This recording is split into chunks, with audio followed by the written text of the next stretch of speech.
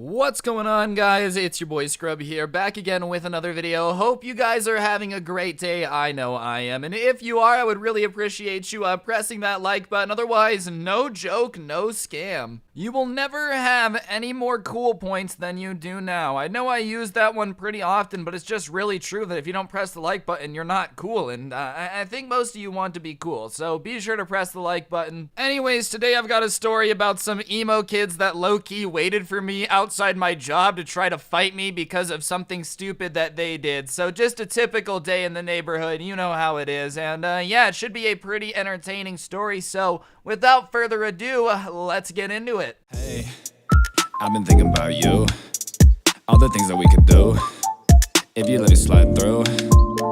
So wait, let me... Anyways, guys, back in my junior year of high school, I worked at a movie theater. I've told a couple stories about it here on the channel, and yeah, it was not one of my favorite jobs in the world. It was super easy, and like the people I worked with were pretty cool, but the managers were absolute idiots, and the customers were the worst. We were like one of those fancy movie theaters before everybody had it that had those recliner seats, and I swear, Karens thought that just because they were watching movies in recliners that they were like queens that could boss us around. It was nuts. However, this story actually doesn't involve a Karen at all. It involves some entitled, bratty, spoiled teenagers instead. So most people at my work were pretty afraid of like confrontation, and I mean, I don't like confrontation. I don't want to fight, but you know, if somebody needs to be called out for something and it's harshing the vibe and it's just crucial that somebody gets, you know, checked a little bit, I don't mind doing it. So whenever there would be a problem in the movie theater, because most of my coworkers are shy, it would be my job to go in and kick out the dude on his phone or kick out the people talking because I didn't really care. Yeah,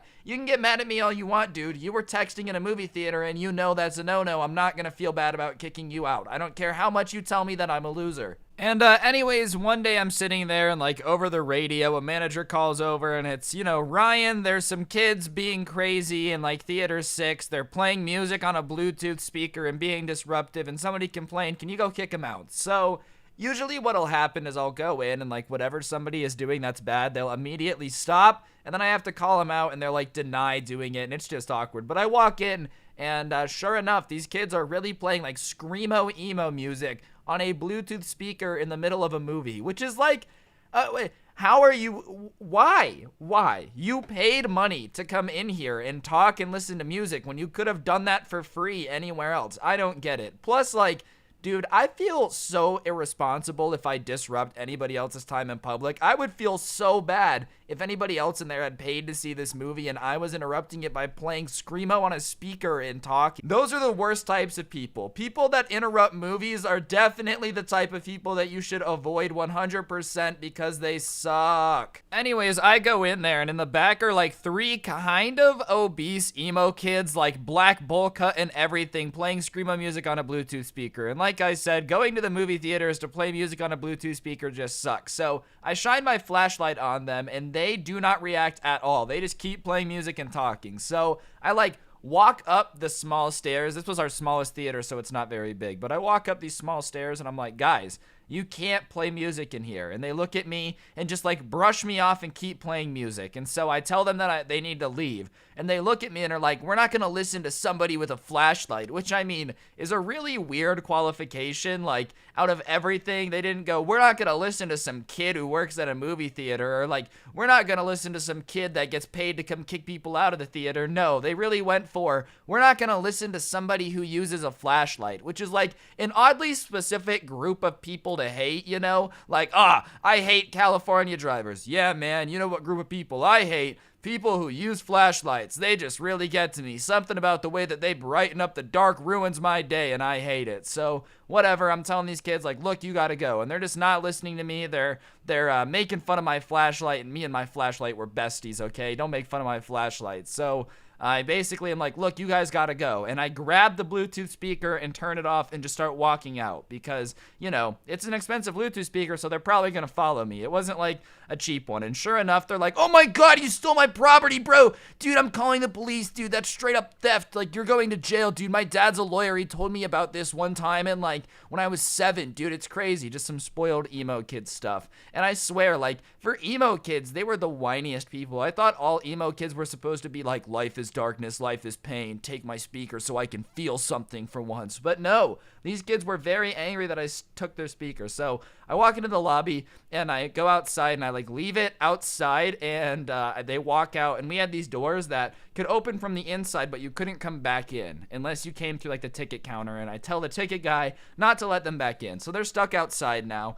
They had like all their phones on them and stuff, so I didn't feel bad. And they're like banging on the door being like, we're gonna get you, we're gonna get you. And I'm just like laughing because it's these fat emo kids threatening me. And, you know, I'm not trying to say that I think I could take all of them in a fight, but they're like, you know, maybe could have gotten into an R-rated movie if they all sat on each other's shoulders and got in a trench coat. Like, they were not very big kids in any other way than horizontally. Like, yeah, they were not very tall. So I just thought it was funny. So I'm like laughing at them while they're banging on the door of the movie theater being like, we're gonna get you. And I thought it was hilarious. So I'm laughing, which obviously makes them more mad. And then my manager comes over and basically is like, we're gonna call the police unless you stop banging on the windows, like, get out of here. So they scatter because obviously they really are not vibing with the idea of having the police come. And like, look, in retrospect, I probably shouldn't have touched their stuff. It would bug me if some worker just started moving my stuff around too. Don't get me wrong, but they weren't listening to me and they were just like ignoring my existence playing music in a theater. So I did what I had to do. Would I do it like that again? Probably not, but like no regrets either. I got a good story out of it. So I was usually working pretty late at the movie theater at this point. I would get off at like 11 p.m. So at like 9, I would have this break where I was supposed to go eat dinner. And the only thing that was in the same parking lot of the movie theater that I worked at was a Wendy's. And at the time, the 4 for $4 was new. And I'm just saying, for any of you broke people out there that want something to eat on a budget, whew, that 4 for $4 from Wendy's smacks pretty damn hard, man. Like, I don't know any other place where you can get that much food for $4. So I was basically eating one a day. I was like that Super Size Me documentary, but the Wendy's version. And instead of getting fat, I just turned into a ginger redhead girl and appeared on the side of fast food advertising. It was weird. But I'm enjoying my Wendy's, and I wouldn't sit in the Wendy's because the only thing more awkward than like being in the middle of a Wendy's in the middle of the night by yourself is like having to interact with the workers of a Wendy's in the middle of the night by yourself. So I would get my 4 for $4 and I would go to my car and just like watch YouTube on the speaker or listen to music and just eat and hang out. And about the time that this break has happened, it has probably been 5 hours since I kicked those kids out. Like, it's been a long time. In fact, I had basically forgotten about it. I probably wouldn't even have told anyone about it or like remembered it if anyone would have asked if anything happened at work today, because it was like, who cares? Maybe I would have remembered it, but I had honestly basically forgotten at this point that those kids had even like been in the movie theater and been mad. And I'm sitting in my car, just eating my Wendy's, minding my own business. I'm pretty sure I was just breaking into my Frosty, which those slap. And as I'm biting into my Frosty, there's like the banging on the window of my car, and I look, and the fat emo dude has his face pressed up against the glass, and like, you know, he was wearing one of those nerdy shirts from Hot Topic that has like the 4 boxes on it, and it's like, I will trade my sister for video games, and this kid was 17, way too old to be wearing that shirt. And he's like, get out of the car and fight us, which I mean, is a very strange and stupid proposition. Hello, one person in the middle of the night. Would you like to step out of the car and engage in combat with 3 people that look like they eat 7 4 for $4s a day? The answer is always going to be no. So like, I start laughing because that's just my natural reaction when stuff is uncomfortable. Anytime I get bad news or like anything like that, I just laugh. I can't help it. When I found out one time that like, you know, oh my gosh, this is so bad. When I found out that my teacher was riding a bike and got hit by a car one time, I just started it's not funny. It's not. She's okay. It's not funny at all.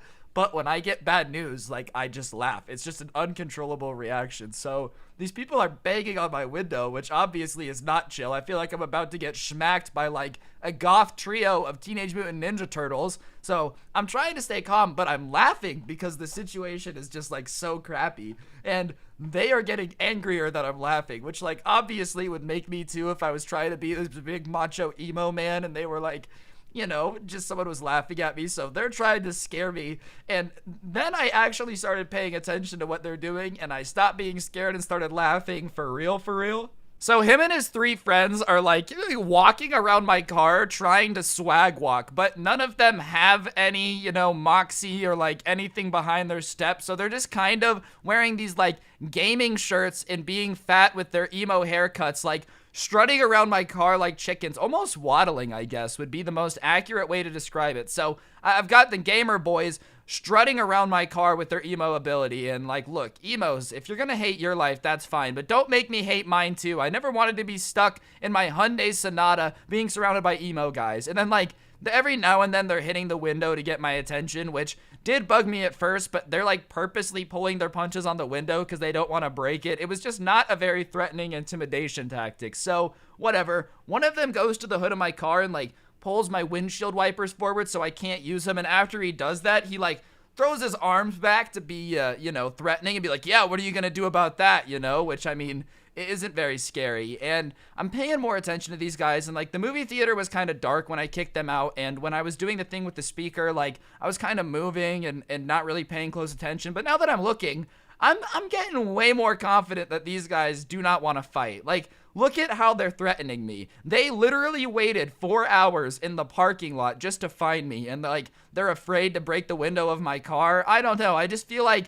if you're gonna commit to sitting somewhere for 4 hours just to try to threaten somebody that didn't do anything to you, you might as well come with more force. I mean, obviously I was the one in the car. I don't want him to do too much force, but like, that was weak sauce. And it's the weeknight, so like the parking lot after 9 p.m. is basically empty, and it's about 9:15 now, so I'm just kind of sitting there with my Wendy's, and I decide that I'm gonna get out. And this probably was not the best idea. Like, in most scenarios, I feel like getting out of the car is not good. If there's ever 3 people with any athletic ability outside and they want to fight you, then don't get out of the car. But I just had a good chance that these were just like some goblins and I was a level 7 wizard. That's a D&D reference for all you guys out there. So I get out of the car, and all these tough guys that were just like swag walking around my car immediately do, the fighting thing from the 20s where people like put their hands underneath their chest and like, I hope somebody can understand what I'm saying. They do not do a very experienced fighting pose, okay? Not that like that's really what you can tell about, but